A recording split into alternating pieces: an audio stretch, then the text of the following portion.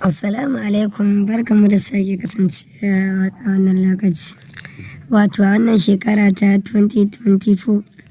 To mai sauraro idan yau ne farkon shigowar wannan YouTube channel namu mai albarka mai suna Ni'ima24 TV. Ka daure ka danna mana alamar subscribers tare da danna mana alamar ƙararrawa domin samun shirye-shiryenmu da zarar mun ɗaura. To mai sauraro a yau dai muna kawo muku shiri ne na wa'annan mawaƙa wanda kuka sani wanda sun yi fice a masana'antar Kannywood. Hada wannan mawaƙi wanda kuka sani Umar M Sharif gashi nan da shi da Mummy Gombe da Ali Nuhu da Hamisu Breaker.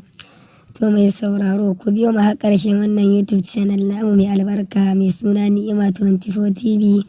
Domin mu sakar maku wannan zumar waƙa mai daɗin gaske wato mai suna masoyan juna. To mai sauraro kada ka manta ka daure ka danna mana alamar subscribers tare da danna mana alamar ƙararrawa domin a haka ne za ku dinga samun shirye-shiryenmu da zarar mun ɗaura a kan lokaci.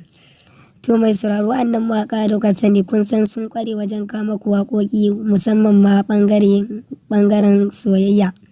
Hamisu Breaker da Umar M Sharif kun san in dai waƙa ce ta soyayya sun ƙware sun iya sakar maku waƙa ta tausasa zuciyar masoya musamman waɗanda suka ƙware da soyayya wato masoya 'yan kwalisa.